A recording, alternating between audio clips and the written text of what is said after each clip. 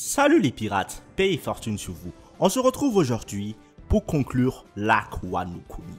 L'arc qui nous a fait saliver, l'arc qui nous a mis un summum de puissance. Kaido, ouais, t'es parti mais t'étais vraiment puissant. Alors, le chapitre 1057 vient conclure cet arc. On se retrouve aujourd'hui pour décortiquer tous les éléments qui ont été mis en place par Eiichiro Oda.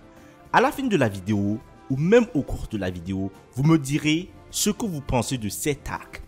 Est-ce que selon vous, l'arc Wano Kuni est le meilleur arc de One Piece jusqu'à présent? Ou peut-être vous pensez que c'est Marineford, un autre arc? Je ne le sais pas, mais dites-le en commentaire. Ce sera très important et très intéressant de savoir quel est votre avis. Quel est l'avis de la majorité des membres de ma chaîne. Alors les amis, si vous êtes prêts, on s'accroche pour ce dernier chapitre de Wano Kuni.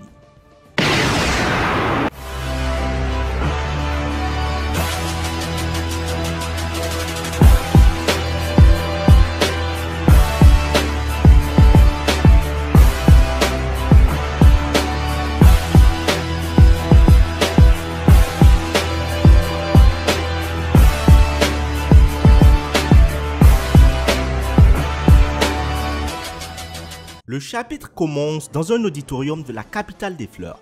Nous voyons des dizaines de citoyens assis devant une scène. Écoutons une histoire que raconte le nouveau professeur de Wano Kuni.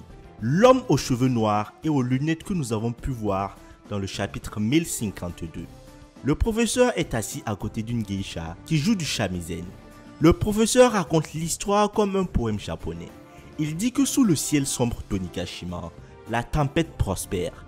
Le rugissement de la bête s'amplifie et la voix du dragon azur trône. La pluie tombe sur le pont de Abu. Baignant les feuilles d'automne, il termine en disant que, pour venger la mort de Kozuki Oden, ses fidèles vassaux entrent en scène. Dans une forêt près du port de Tokage à Udon, nous voyons Momonosuke courir en forme de dragon. Sur lui se trouvent Kinemon et Yamato. Momonosuke et Kinemon sont surpris par les paroles de Yamato. Momonosuke est surpris par la décision de Yamato et se demande si Yamato a peur de quelque chose. Mais il dit rapidement que cela ne peut pas être le cas, car Yamato avait déjà pris sa décision. Momonosuke est encore plus en colère en écoutant Yamato, car il se rend compte que Luffy et Yamato ont parlé de toutes ces choses, mais que Luffy ne lui a pas dit au revoir. Momonosuke a l'impression que Luffy l'a traité comme un idiot et se demande pourquoi Luffy va quitter le pays sans rien lui dire. Momonosuke se souvient de certaines choses de ce qu'il a vécu depuis la mort de son père. Ce sont toutes des scènes que nous avons déjà vues dans le manga. Le moment où Kaido l'a attrapé par le cou au sommet du château d'Oden, dans le chapitre 973. Le moment où il rencontre Luffy et celui où il combat Luffy à Dressrosa. Le moment où ils créent leur alliance Azo. Le moment où Kanjuro l'a kidnappé et quand il a dit son nom devant Kaido à Onigashima. Et le moment où Luffy lui a demandé d'arrêter Onigashima après avoir combattu Kaido avec son corps d'adulte. Retour au présent. Après tous ces souvenirs, Momonosuke se demande si Luffy a un cœur. Puis il dit que Luffy est un homme cruel et qu'il s'est trompé à son sujet parce qu'il pensait que Luffy était différent. Kinemon est également très en colère et dit qu'il veut voir l'explication de Luffy pour avoir traité le shogun de cette façon. Pendant ce temps au port de Tokage à Udon, les navires de Luffy, Law et Kid sont prêts à partir. Law dit à Luffy que la prochaine fois qu'ils se rencontreront, ils seront ennemis et qu'il pourrait même attenter à sa vie. Luffy dit qu'il n'y a pas de problème et Chopper dit au revoir à Law. Juste avant de partir, Momonosuke atteint la côte. Il reprend sa forme humaine et fonce sur Luffy avec Yamato. Kinemon dégaine son épée. Il dit à Luffy à quoi il pensait en quittant Wano Kuni sans leur dire au revoir après tout le temps qu'ils ont passé ensemble. Il ajoute que le shogun est furieux et veut une explication. Luffy dit que c'est bon maintenant vu qu'ils sont en train de parler. Momonosuke jette un regard à Luffy et ordonne quelque chose au shogun. Puis il pleure de façon incontrôlable. S'il vous plaît, ne partez pas, je me sentirai si seul. Reste avec nous pour toujours. Ne me laisse pas. Grâce à toi, nous avons survécu. Grâce à toi, maintenant nous sommes enfin libres et nous pouvons sourire. Robin, Sanji et Brook regardent Momonosuke en souriant. Chopper est ému et Franky pleure comme Momonosuke. Zoro rit et dit que Momo est un peu gênant. Nami est aussi ému et dit à Zoro qu'ils ne peuvent pas lui en vouloir car Momo-chan est encore un enfant. Nous t'avons attendu ici parce que je voulais te donner ceci. Quelle est cette attitude pour un shogun, Momo? Nous savons tous comment tu es, mais si tu deviens soudainement grand et fort, tu es un idiot et un lâche. Mais tu es comme un petit frère pour moi. Momonosuke ouvre le cadeau et se rend compte qu'il s'agit d'un très grand drapeau des pirates du chapeau de paille. Luffy continue de parler. Quand tu es dans une situation difficile, souviens-toi de tes jours d'aventure en mer. Mets ça quelque part dans le Wano Kuni. Si à l'avenir, des types dangereux arrivent, montre-leur ça.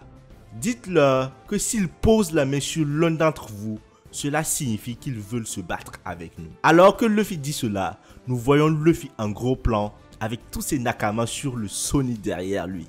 Momonosuke pleure à nouveau en regardant Luffy. C'est incroyable. Wano Kuni est sous la protection des pirates au chapeau de paille. Kinemon, Yamato, Momo, je viendrai pour n'importe lequel d'entre vous si jamais vous décidez de devenir un pirate. Yamato est très excité par les paroles de Luffy et Momonosuke remercie Luffy pour ses paroles. Alors qu'il regarde l'équipage du chapeau de paille partir, Momo dit à Kinemon qu'il surpassera un jour Kozuki Oden. Déjà en mer, les navires de Luffy, Law et Kid sont sur le point de quitter les limites de Wano Kuni. Nami indique qu'ils doivent se rendre à Akomai afin d'utiliser le port qui peut faire descendre le navire.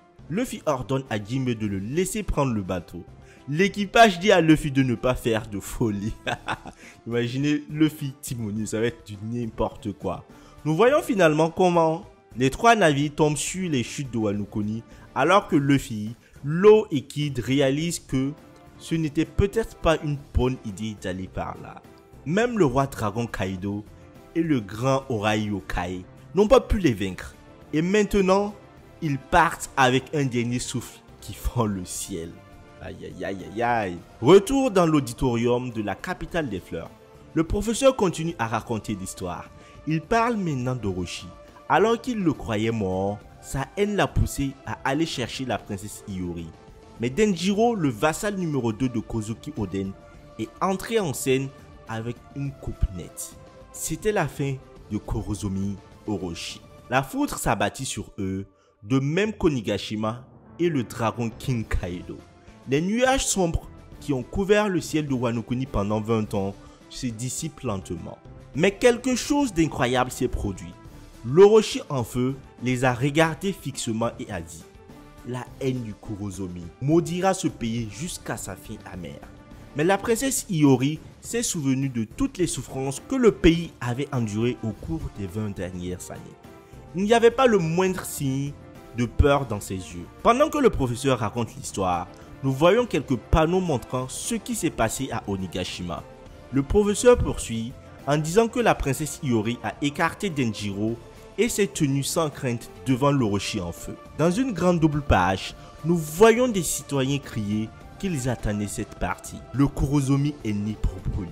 Kurozomi signifie charbon de bois en japonais. Les citoyens crient tandis que Iori pleure en se souvenant d'Oden et d'Orochi brûlant vif. Les geishas, dont Toko, jouent bruyamment du shamisen tandis que le professeur déclare que la fête du feu continue en souvenir de l'histoire de la vengeance réussie qui a commencé au port où se rassemble le croissant de lune inversé. Ensuite, nous voyons une photo de Momo avec sa famille et tous ses amis. Iori, les fourreaux rouges, Yamato, Shinobu et Tama. Alors que le narrateur parle à nouveau. C'est l'histoire de comment des guerriers autrefois célèbres ont retrouvé leur gloire. Et ils l'ont fait juste à temps. Momo, Kinemon et Yamato se rendent au château du Shogun où des gens les accueillent. Ils ont une nouvelle mission à remplir. Le rideau de cette histoire se ferme avec les derniers mots du narrateur. Maintenant, faisons une petite pause. Si les chances le permettent, nous espérons vous revoir ici. Troisième acte et l'histoire de Wano Kuni se termine ici avec des cerisiers en fleurs dans un pays enfin libre avec un grand avenir devant lui. Ah oui les amis, et c'est ainsi que finit l'arc Wano Kuni. Dites-moi maintenant ce que vous avez pensé de tout ça. De Wano Kuni à Onigashima et de Onigashima à Wano Kuni. C'était assez épique. On ne savait pas que Kaido allait tomber. On se demandait comment Kaido allait tomber. Finalement, Eiichiro Oda nous a montré comment Kaido est tombé. Finalement, Kaido et Big Mom sont morts. enterrés dans la lave à tout jamais. Pour ceux qui imaginaient ou ceux qui avaient l'espoir que Kaido et Big Mom se relèvent, c'est fini, c'est fini. Les deux sont morts et on passe à l'acte final. Très prochainement, les Mugiwara vont entrer en scène. Et j'espère qu'il y aura des intrigues encore plus démentielles que ce qui s'est passé à Wano Kuni. Il ne reste plus que 3 ans pour One Piece. Et je sens déjà la folie qui va venir. Alors les amis, c'est fini pour moi. Mettez un gros pouce bleu si vous avez aimé ma vidéo. Et n'oubliez pas de vous abonner. On se retrouve très bientôt, c'est-à-dire la semaine prochaine, pour un nouveau chapitre, pour un nouveau début et pour la fin. Peace.